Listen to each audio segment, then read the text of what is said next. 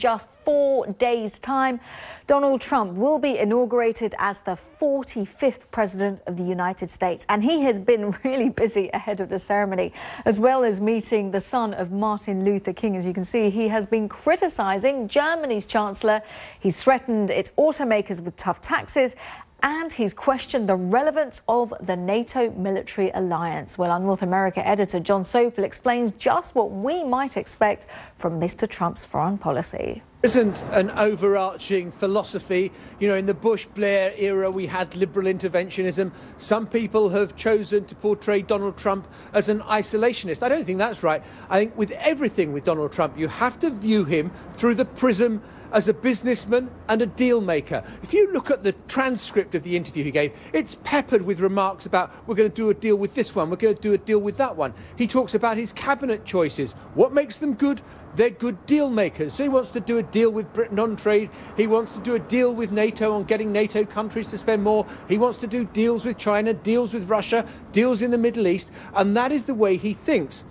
The worry of the diplomatic community in Washington is that if you do one deal, it has a consequence somewhere else. It's like three-dimensional chess. You can't move one piece without the other pieces on the board being effective, and there is a feeling that Donald Trump doesn't get that.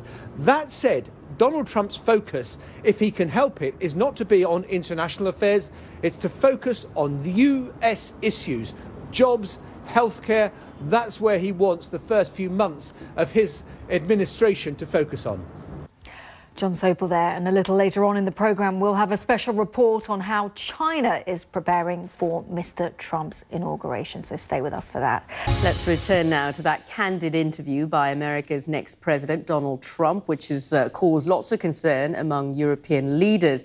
Now, the president-elect has upset the EU when he praised Britain's vote to leave the Union and said that other countries could follow suit. Now, China has also reacted strongly to Mr. Trump's latest pronouncements. State media in Beijing said there would be strong action if Mr. Trump continued to provoke China over Taiwan. Our correspondent John Sudworth reports from Beijing.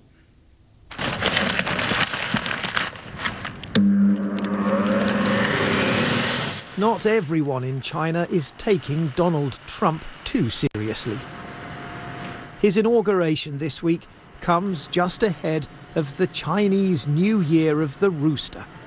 And this factory is making, well, giant Trump look-alike chicken balloons. The orders are flowing in. We can barely cope, the boss tells me.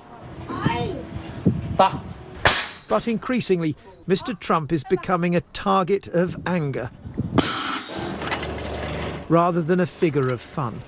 Mock-ups of Taiwanese ships provide shooting practice at this Chinese military museum, just across the Taiwan Strait.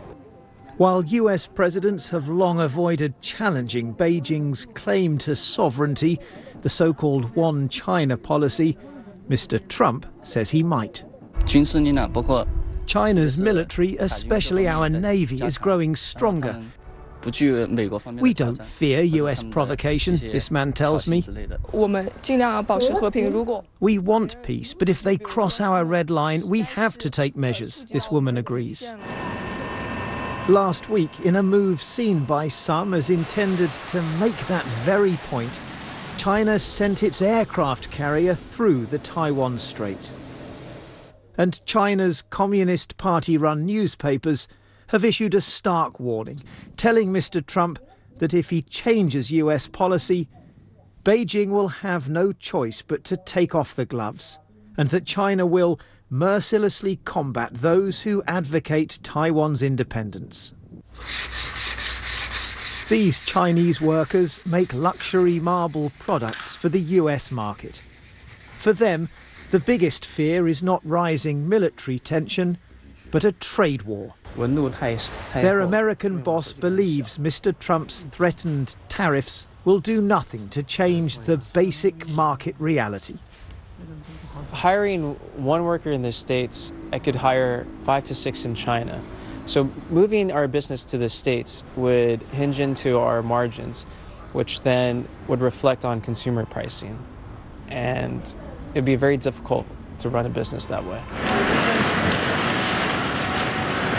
The world's about to find out whether one of the most vital and complex bilateral relationships is to undergo a profound change. Before his election, China could simply dismiss Donald Trump's rhetoric as the overinflated bluster of the campaign trail.